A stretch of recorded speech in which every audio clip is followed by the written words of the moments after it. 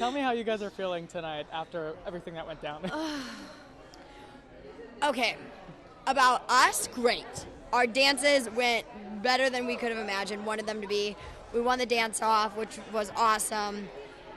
Elimination, however, of course we're happy to be here. We're happy to be safe. We're pumped up. Semifinals, here we come.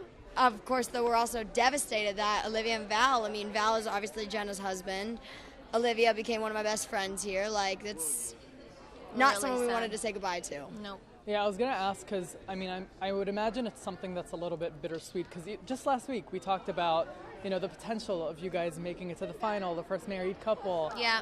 And now here we are. So walk me through what's going through your mind. Yeah, I'm gutted, and I just know how much effort and heart and how badly they wanted to be here. So I'm just hurting for them, but I think that they left on such a great night tonight. But yeah, really bittersweet, So excited that we are in the semifinals. I cannot wait. But yeah, a little devastated. Well, tell me about that because we're getting really, really close to the finals. Yeah. What would a potential win mean for you guys? The world. Yeah. Absolutely. For us, it would mean a lot, but I also think for the world, it would mean a lot. We are the first ever same-sex couple to be on this show. And I think in the beginning, we had a lot of people against us. And I think week by week, we're showing the world that two girls dancing together isn't weird. Yeah. Two girls salsaing and rumbling together is It's good. acceptable. It's cool. It's normal. Yeah. It's acceptable. It's celebrated. And so winning would not only mean the world to me, to Jen, but to a lot of people out there. And for you, obviously in your package, you talked a little bit about that controversy of people being both in support of you coming out and then also losing a little bit of fans with coming out.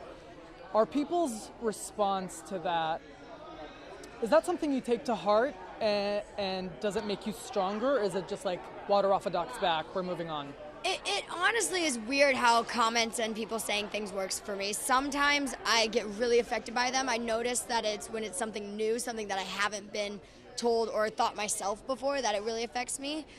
But I have to remind myself, sometimes, even though that one negative comment gets to you, that I just have to, literally delete and block. And sometimes the hate does override the positivity.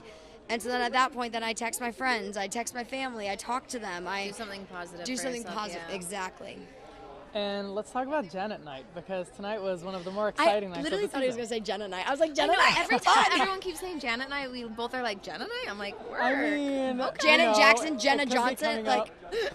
Full JJs? Okay. Triple J it would Yeah. be. But let's talk about it. You guys, first of all, look phenomenal. Thank In your you. other outfit, you looked phenomenal. Thank you. Tell me what it was like kind of stepping into the Janet kind of, Yeah, persona. what was it like? kind of channeling her and, her pizzazz? I feel like Janet's always pushed the limit, and I feel like she's been so comfortable in her skin and who she is as an artist.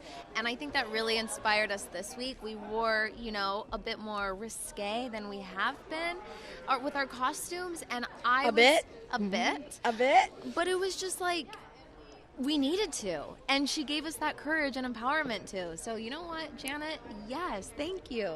Well, I also want to, going off of that encouragement, I'm curious, how did being in the bottom last week kind of play into rehearsals this week? Did you come back a little? It played a big part in rehearsals this week. We are both psychopaths, and so being in the bottom two didn't dwell lightly with us.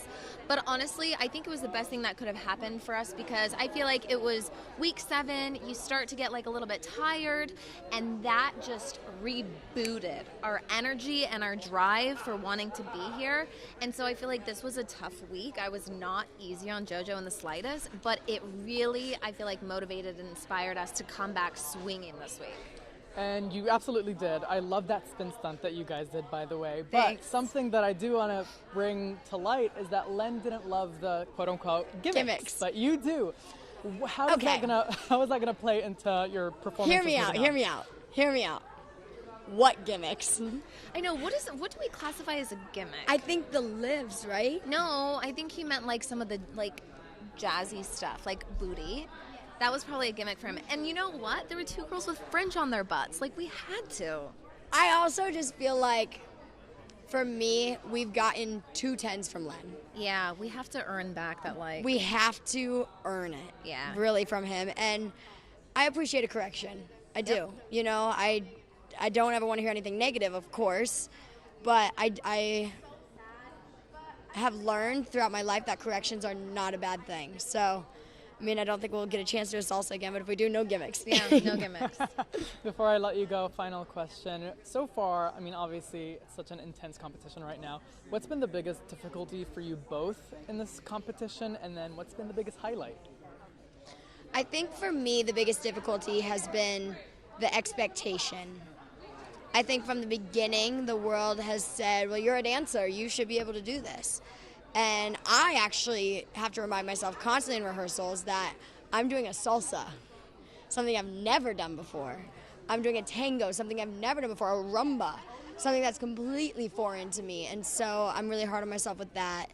And also I haven't danced in a really long time. And so it's hard to hear that constantly because, yes, I danced when I was little, but it's a football player trying to play baseball. It's totally different. And so that makes me encouraged in rehearsals to work insanely hard. And I get frustrated at myself, and she has to tell me a lot, stop, you have never done this before. Yep.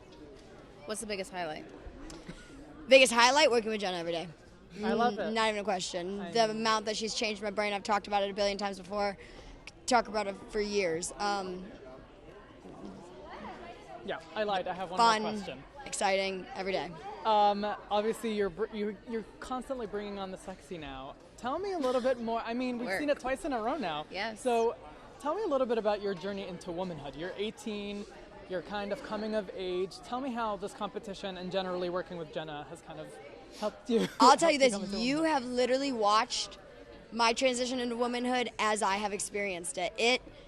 There's a very clear difference in me week 1 of Dancing with the Stars, even week 2 of Dancing with the Stars to week 8.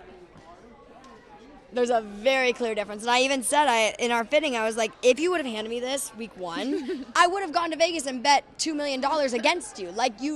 It never would have crossed my mind. But I think that, through training every day, through going through Jenna boot camp every day, I've seen changes in my body. I'm liking what I'm seeing. And then confidence-wise, I'm changing too. And so I think that that's made me more okay in my own skin. And I mean, listen, transitioning in womanhood is wild. It's wild. I've never shown this much of my body. I've never worn anything like this before, and much less wearing this in front of 5 million people before.